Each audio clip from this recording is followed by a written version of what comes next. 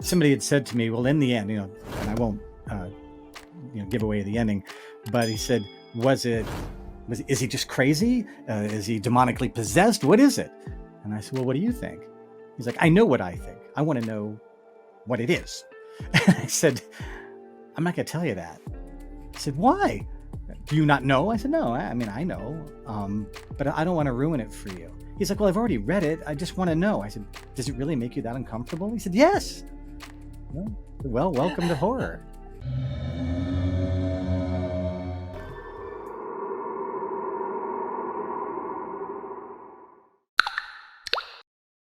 Bill, thank you so much for joining us. It's great to be here. Thank you for having me. You have been in so many things that are near and dear to the heart of your average, and dare I say above average horror fan. You started out as a stuntman. I can't help but think of Kane Hodder with that, and I love Kane. You've been in, amongst other things, 3 of the Nightmare on Elm Street films. One of them is Dream Warriors, which is everybody's favorite. You've been in Return of the Living Dead 2, The People Under the Stairs. You've also been in Star Trek The Next Generation and Wonder Years. I'm kind of wondering if there is anything you haven't been in. But how did you start to get involved with all of that? Yeah, it's funny. Back in the day, acting was all I wanted. That was the only thing that mattered to me. And then I'd gone to some agents, and they liked my look, and they thought I was talented enough. But they said, you're just too short. 5'6" is really short. And people say, well, Michael J. Fox and, Tom Cruise isn't that tall, but he's Michael J. Fox and he's Tom Cruise, and I'm not those guys. And so there was a time when a stunt coordinator friend of mine said, I've got this kid, and he's 5'6". He's got about 125 pounds, brown hair, brown eyes. You look just like him. Would you want to do a stunt? Oh. And I thought, does it pay? And he said, yeah. And I said, will it get me in the union? And he said, yeah. And he said, I said, sure, let's do it. What do I have to do? And he said, well, he's just a passenger in a car, but the car is going to do a couple of things, and they don't want to put the kids in the car unless they have to, and they never have to. So I said, sure, I'll take it. And afterward, he said, do you do anything, like, what kind of sports are you into? And I said, oh, martial arts, skateboarding, the kind of stuff like that. And he's like, oh, wow, you do kid sports. I said, yeah, it's kind of my thing. And he's like, well, you make a really good double for this kid. And he said, most of the stunt guys that are out there, especially in my height, were ex-gymnasts. So they got big guns, and they're really stout little guys, and they got this V, to their frame. And I don't. I never did. I got the girlish arms of a 13-year-old girl. And that was really important because they really wanted somebody that had the physique of a 14, 15-year-old adolescent. And so he said, there's a lot of work, and there was no auditioning anymore. There was no, you didn't have to have an agent anymore. You're kind of control of your own destiny. You get out and you hustle, you find these stunt coordinators, you find out what's going on in their shows. And because there wasn't a whole lot of us that had my body style or my physique, there was plenty of work. The 80s were just full of slasher films. And so there was a lot of work out there. And guys would just call me, hey, Bill, can you work on Wednesday? I'm like, sure. That's just a done deal. It's just a done deal. What are we doing? He says, you'll find out when you get there. And that was a little unnerving at the time. But if they said, hey, you're going to get hit by a car, I'd call some of my stuntman friends and go, hey, how do you get hit by a car? And they go, come over to my house this weekend. We'll run you over a few times. You'll be fine. And so you just kind of relied on your air sense and your ability to hit the ground. And that was pretty much it. And most of the stunts I did weren't super, super crazy. A little stuff here and there that got kind of out of my comfort zone. But that was it. So it was just all of a sudden there was all this work. And, if you tell somebody, well, I'm an actor, they go, really? What restaurant? But if you tell them you're a stuntman, they go, oh, Rapture, you're a stuntman? Oh, yeah. So there was nothing wrong with that. I liked the idea. Nobody questioned, what stunts you did. They were just like, thought that was cool. And so. Well, you said it got you into the union. If it got you into the union, that's just like right there, you've got it kind of made in terms of 'Cause you can't work. being aware Yeah, you of can't those work other unless you're in. I actually got my union card just days before I actually got that gig. In fact, I think it was the day I received my card, I had my first job. And if there's any actors or stuntmen out there that hear that, don't hate me. Gosh, people are like, you lucky, lucky bastard. It's like, I get it. Totally blessed, lucky, whatever you want to call it. But yeah, it was really good timing. And I knew guys who wanted to be stuntmen for many years who never worked for years and years. And they're like, you just got a job your first day? And I said, yeah. And they were like, well, I got a stunt coordinating job on Star Trek in my first year. I'm like, you have a series? I didn't do this to make everybody angry. Just, just really kind of blind luck and working hard. Now, you said that there were one or two things that were kind of out of your comfort zone. What would that have been? Well, it's funny. Most of the stunts that I did were pretty basic stuff, fight scenes. I got hit by a meat truck in Return of the Living Dead Part 2. And I was Wow. a little nervous, as one might be. I see the truck, and they basically tied the truck off to a big telephone pole. So it wasn't going to pull that pole down. And they said, you're going to stand here, and the truck is going to stop here. And I'm like, oh, that's going to hit me. Said, yeah. And I said, well, can I put my hands up? He said, you're a zombie. You're not afraid of death. You're already dead. Ooh, that's okay. And so I basically patted up the back. And you just basically go with it. One of my brothers is a 9th degree black belt, so he's quite the hitter. And we would spar. Every now and then, if I walked into something, it'd hit me, and I'd go flying back. And I still say that he hits harder than that truck did. So you just had to learn to hit the ground, have no corners, make yourself as round as you can be. Dissipate all that energy as you hit the ground, and just keep rolling until you stop. And then I got put in a clothes dryer one time. And that doesn't sound like much of a stunt, but it was an industrial clothes dryer. And every time it would turn upside down, I would fall, and bang, I'd slam into the ground or slam onto my head. And I got a concussion from it. And we did it 3 times. And I was in there for a minute each time.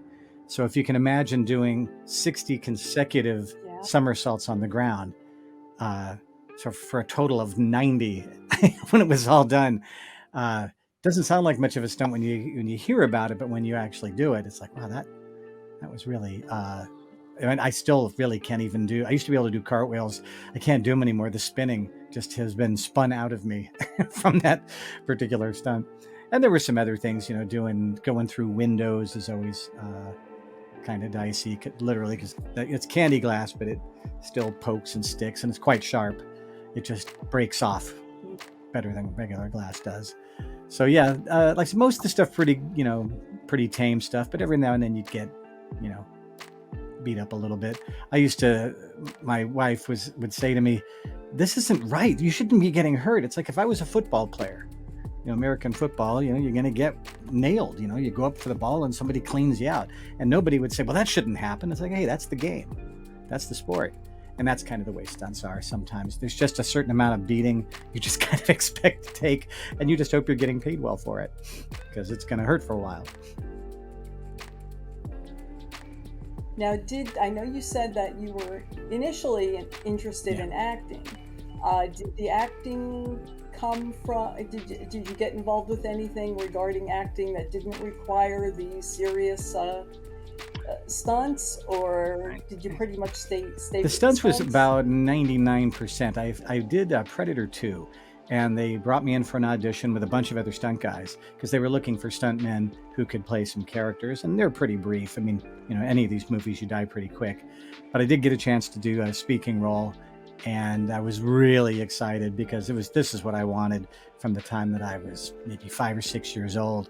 I wanted to be in movies. That was going to happen, no matter how it had to happen. But when I got to do that, and I get to actually see myself, and I go to the theater, remember the Hastings Theater in Pasadena, California, and screens 90 feet across before the multiplexes kind of took over.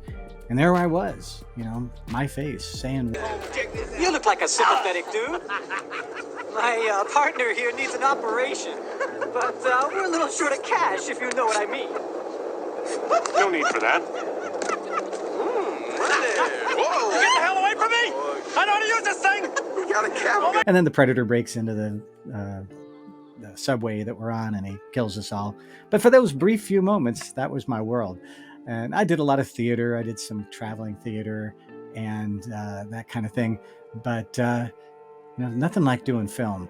And I remember the week very, very vividly because it was just great. It was just everything I could ever want it to be. Just a happy little puppy dog. Like, oh my gosh, this is it. This is everything I ever wanted. And I actually get it. A lot of people want something real bad their whole life, maybe to get a piece of it, but to actually get to do it, nothing like it. So cool. And you have worked with some of the masters. Yeah. Wes Craven is one that comes to mind because you've worked with him so much. You've probably been asked this a million times, so I'm going to say 1,000,001. What was it like to work with Wes? I did 3 films with Wes. And then after my stunt career was kind of winding down, I was in my late 30s and didn't want to take a beating anymore. And I got into building websites, just something to do. And the same coordinator that introduced me to Wes said, hey, Wes is looking for a stunt guy. A web guy. You should talk to him. And so I met Wes. He had no memory of me. So I made a really great impression on him, apparently. But I got to work with him more, one-to-one doing his website. And he's just a very funny, very soft-spoken, very cerebral guy. He wasn't ghoulish in any way. And none of the people I did movies with that did horror movies was ever really that ghoulish. It's a genre, but it doesn't necessarily require that.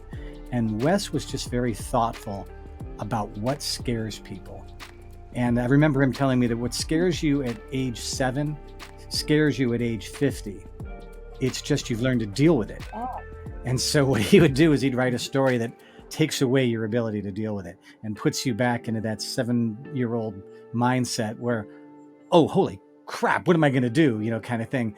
And so he would find those situations and ways of scaring the little 7-year-old child that still lives in all of us, but has learned to cope. And so it was very thoughtful, very deliberate. And he did his research. He would say, well, what really scares people? Just primally, what really gets to you? And it would be like a clawed animal, a tiger or a bear or something that has long claws. Freddy Krueger. Except that Freddy is doing this he's not hunting for food, he's hunting and nothing's going to stop him. And he's as smart as you, if not smarter, and he has the ability to get you when you're most vulnerable. And those are things that scare you as a kid, something being vulnerable. If a dog's attacking you or, barking at you and you jump back, that's very primal. And if he's chasing you to a place you cannot get away from, sleep, you have to sleep. And the colors that he picked for Freddy's sweater, he discovered were 2 colors that kind of mess with your psyche a little bit. Red and green, and those 2 shades in real close proximity are kind of hard to look at. And you could see it 100 yards away in the back. And that's Freddy.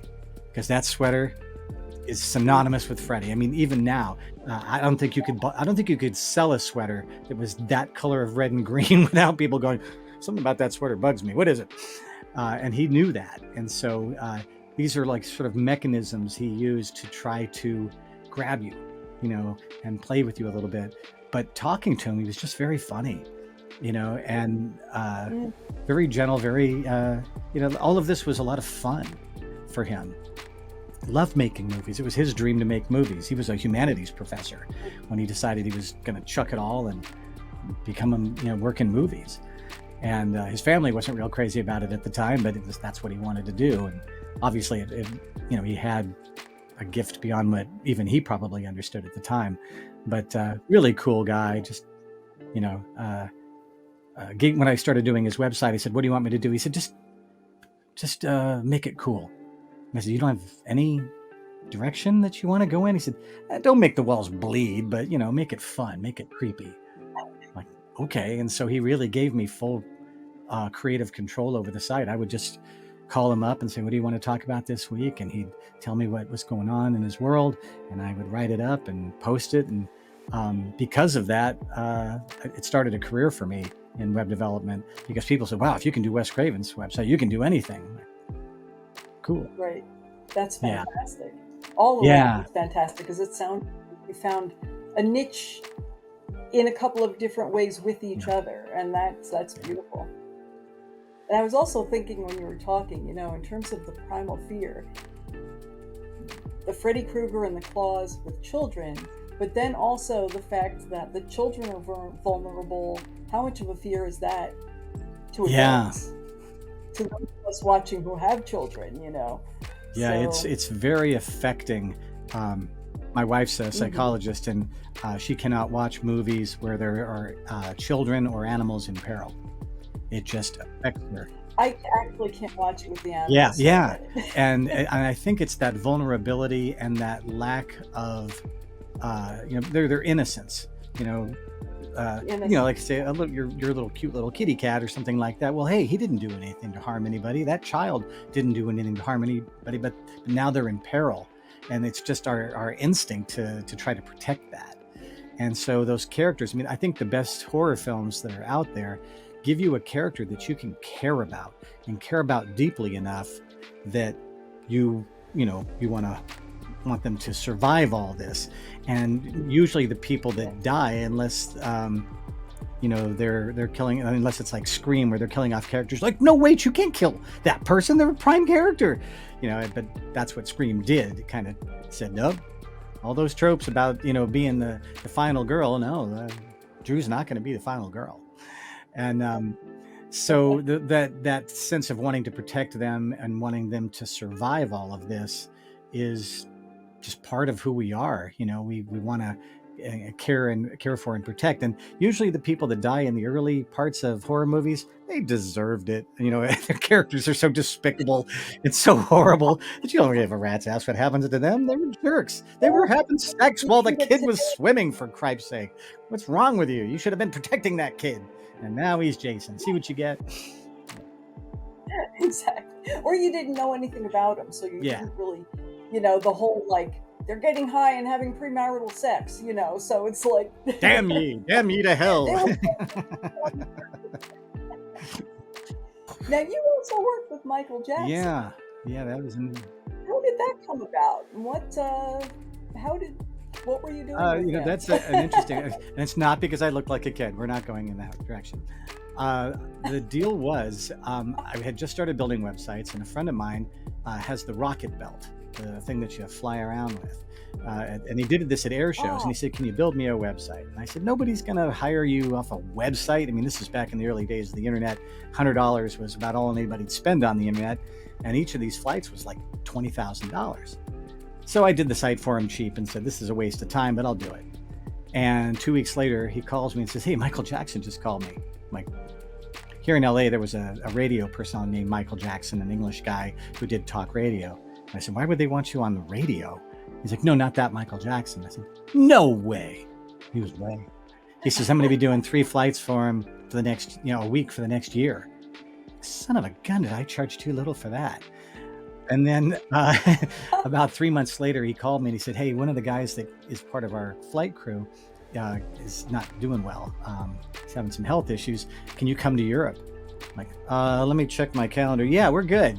And so 2 days later, I'm on a plane, and he taught me how to help him fuel the rocket belt and do the big stage show. And we were in front of 90 to 100,000 people a night, 3 days a week, for at least a few months. And we went from England all the way to Romania. If you watch the HBO thing, I'm in there with my terrible mullet, setting him up. There was a little magic trick they used to exchange my friend Kenny. Kenny was Chuck Norris's double and Michael Jackson's double.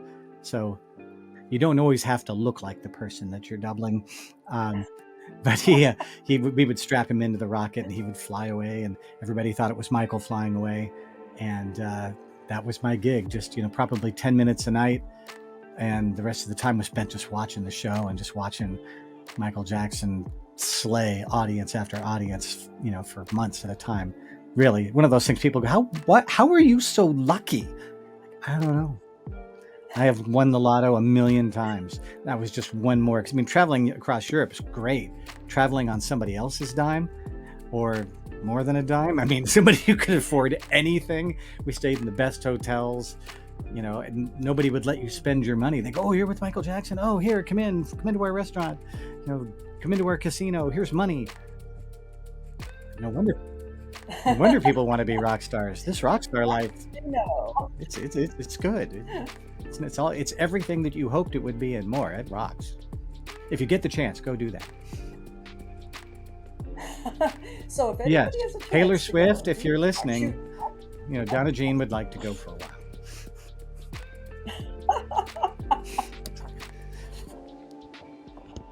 I was actually thinking, when I heard you worked with Wes Craven, you worked with Michael Jackson, like that's such a varied, like how like what else can possibly fit in between there? Everything. Yeah, I'm a very creative person in that I'm always want to be making or doing something that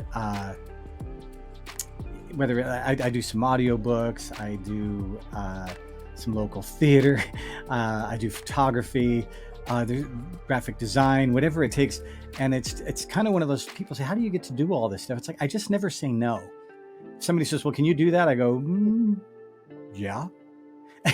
Sure. How long could it take to learn? And I'll take on something if I feel like there's something there that I might have even just a little bit of skill at. Maybe I can develop something there. And that not saying no is responsible. I mean, that's probably my biggest life lesson I learned is you don't necessarily say no when somebody asks you. When I turned out to do stunts, I've heard people say, but you gave up on your dream of acting.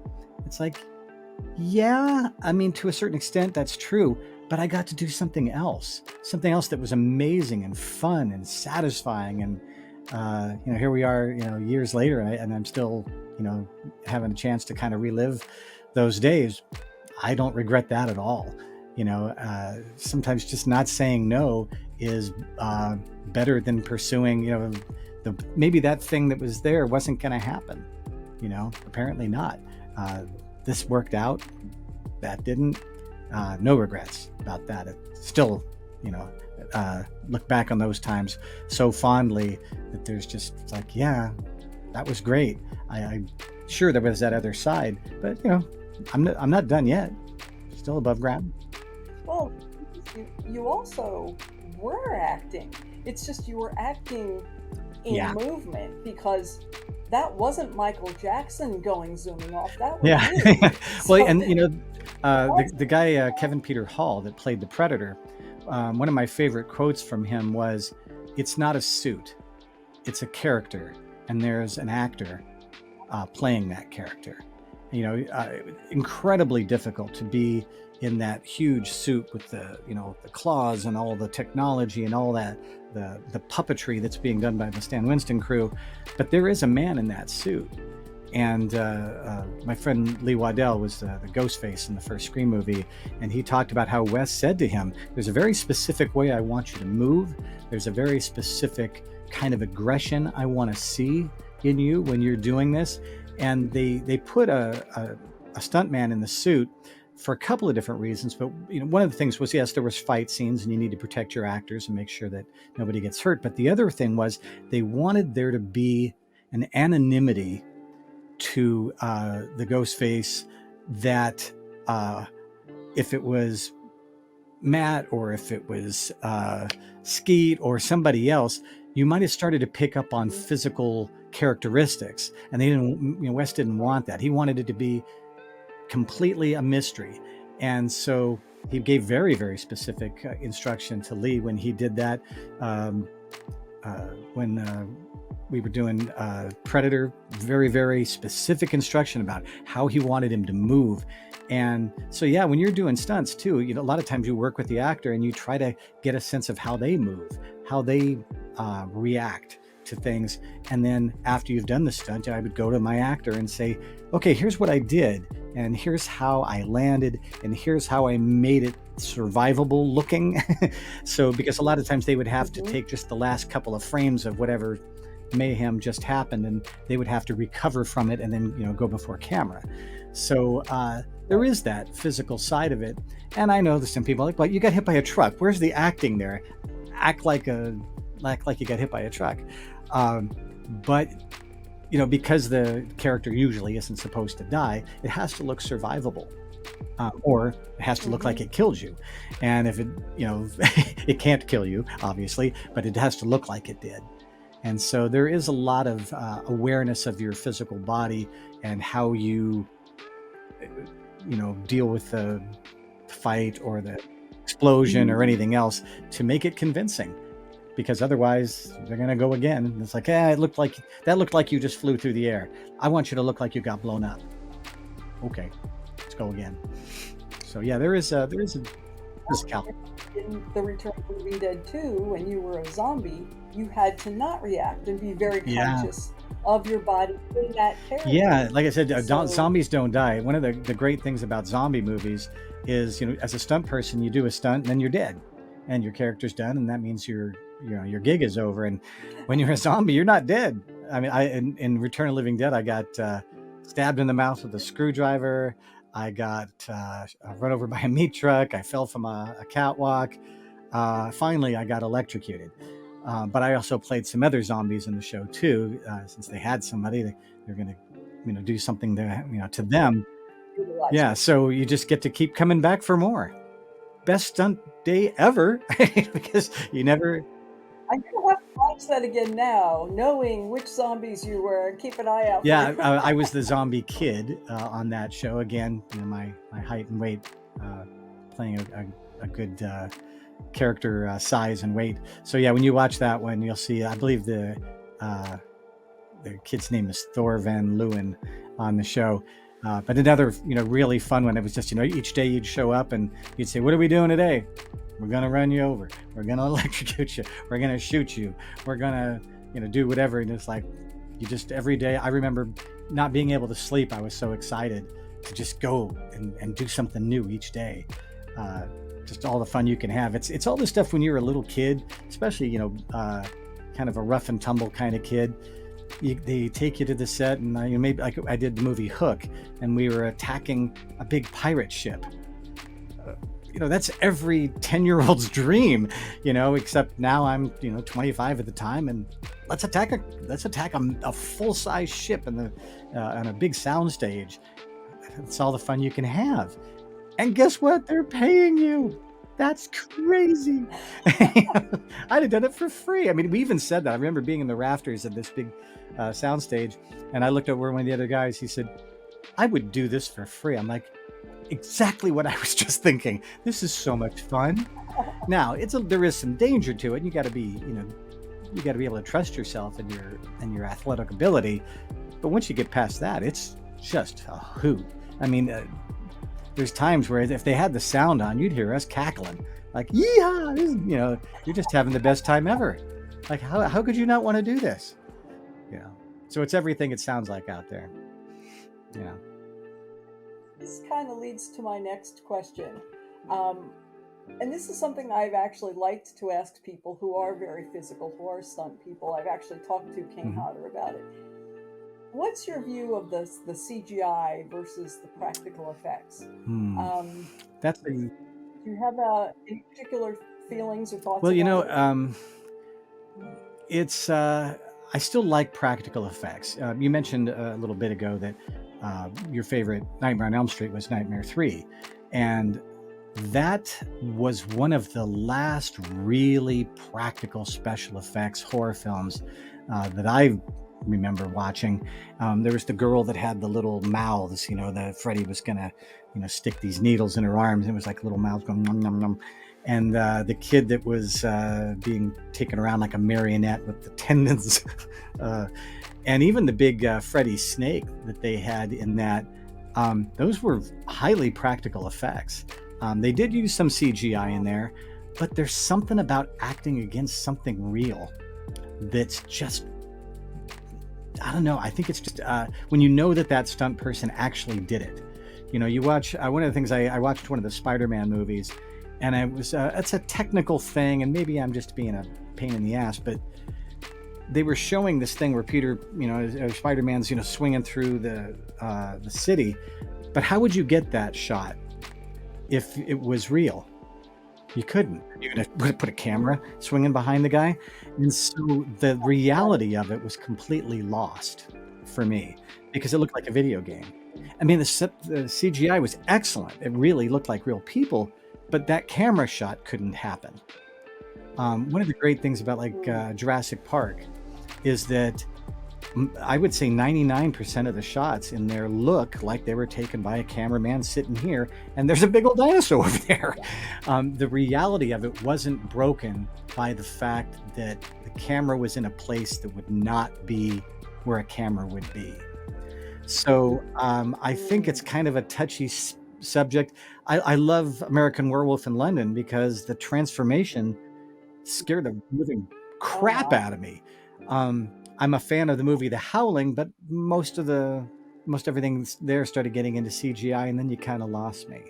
I want to see the hair grow. I want to see, you know, if they're going to stake him through the heart. I want him to die like Christopher Lee did, you know, back in the old Hammer Nightmare movie, you know, or Dracula movies. So, I mean, and I'm old school that way, and it has nothing to do with being a stuntman. It really has to do with, I don't know, just knowing that it was real. I'm a James Bond fan, although I never got to do a James Bond movie. When you see the stunts that are in there and you know that that was a real guy, you're like, holy crap, that was so cool. Now, granted, there's a lot of, they'll use CGI to remove wires to make sure that the stunt people that did it didn't get killed doing those stunts. And that's fine. The reality of the scene is still there because it is a real person. You know, you take Tom Woodruff or like Doug Jones, and you just put all this stuff on them, and they are the creature, and that's mind-blowing to me. That's it, and it takes all sorts, because it takes the actors, it takes the stunt people, it takes the people who are going to be behind holding up the various things and waving them around. But it's something very magical when it happens. You know, and there's a lot of talk these days about how AI is changing everything.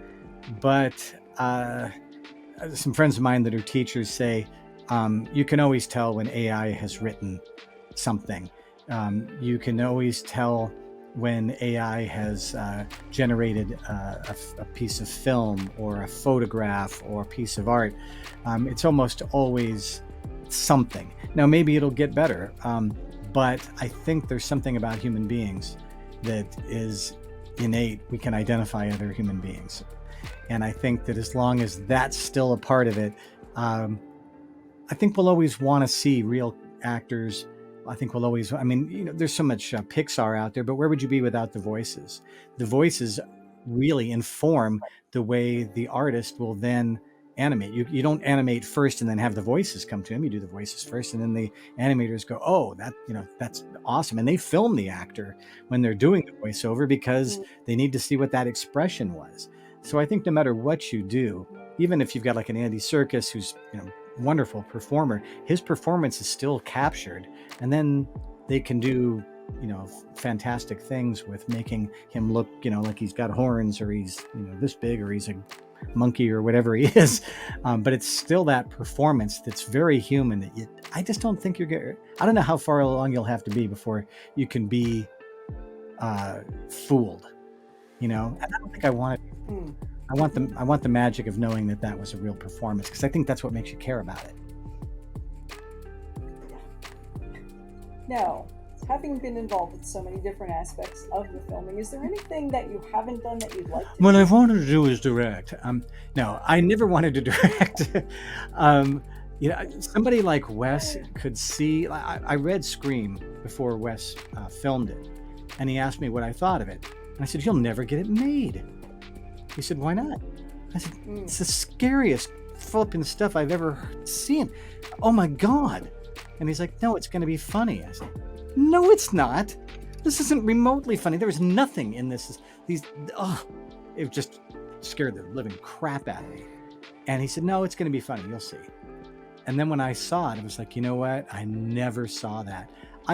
As an actor, I tend to see only my character's perspective. And I think that's a good thing as an actor, just to be able, you don't want to be thinking what the other person's thinking. You want to be there for them. You want to be, you're giving your side of a conversation and they're giving theirs, and you're listening and you're entirely focused on the people around you. And that's what the actor needs to do. A director needs to see everyone's perspective and say, you're this way, you're that way. He needs to see the whole thing, and then he needs to think of it visually. Where am I going to put the camera? Am I going to put the camera up there where like you're like a fly on the wall, literally, seeing this conversation happen? I don't think that way. So in that kind of work, I just don't have that instinct the way that he did. And Wes was not a classically trained. He didn't go to film school. He worked as a courier for a while, and then he got a guy to help him get into the editing room, and he started doing some of this and that. And so he saw all the parts and pieces come together.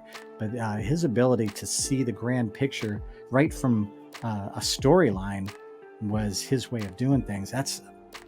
It's so much more complicated. And then there's the technical side of which lens are we going to use, and what's our focal point going to be, and how many angles are we going to shoot, and how are we going to afford all this, and all that. That's a headache I never wanted.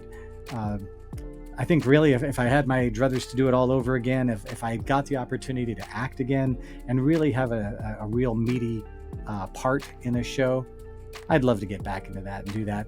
But it's kind of a young man's game anymore. You have to have a lot of free time.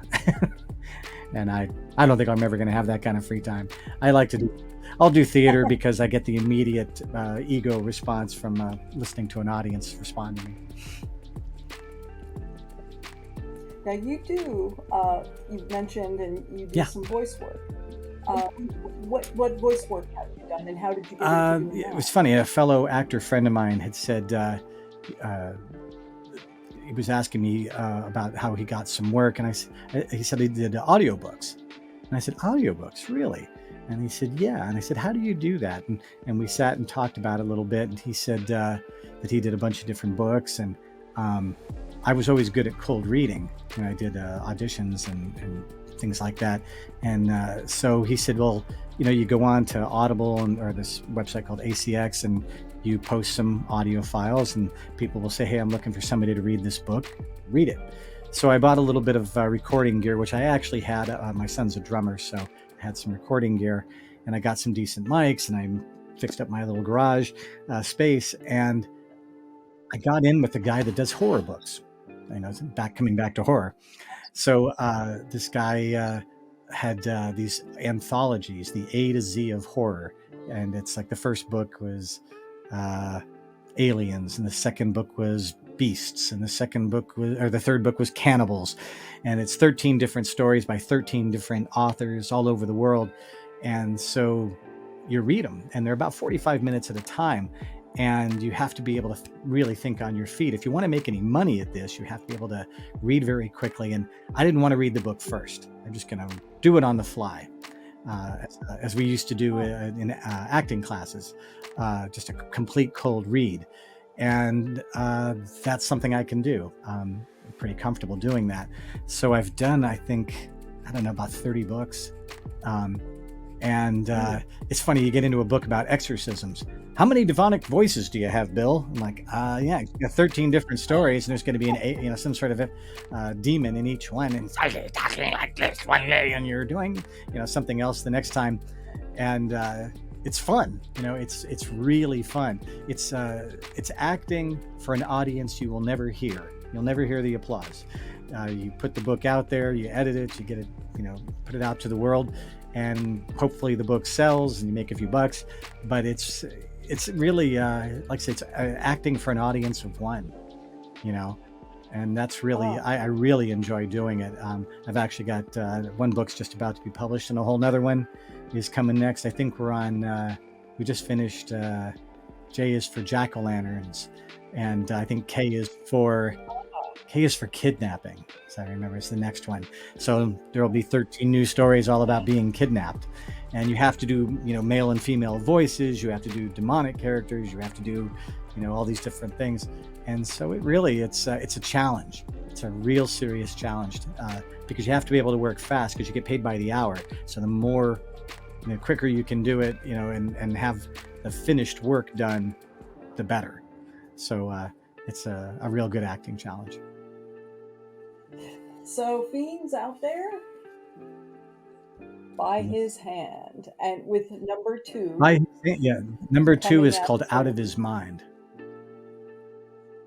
By His Hand, and look for Out of His And try it on the Mind. Chilling app. If you want to listen to it and you just want to find out what it's like, the Chilling app is free. Go on there. You can listen to everything for free, and then you can listen to my book. And I hope you do. And I really hope that people like it. It would be so great to find out people enjoyed it. Thank you so much.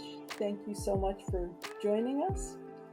And from here, I guess I will say, make sure you make it out, if you at all can, to the Atomic Monster Weekend in Arizona to see look up Bill Perry. Not be sorry. Thank you so much for letting me talk today. What a great experience. What a bunch of great questions. It's been a lot of fun. It was a pleasure, and I thank you so much. Thank you. And okay, you guys out there, we'll see you soon. I want to let you know that DonnaJean's Coffee House of Horror is going to be on a little bit of a sabbatical for the summer. Probably I'm going to be working at a whole lot of conventions. If you see me at Monster Mania particularly, say hello, and we'll be seeing you again soon. To whoever finds this, please give it to the police, or newspapers, or whoever you think will read it. Please, don't send it to one of the fucking tabloids. It's the last thing I want.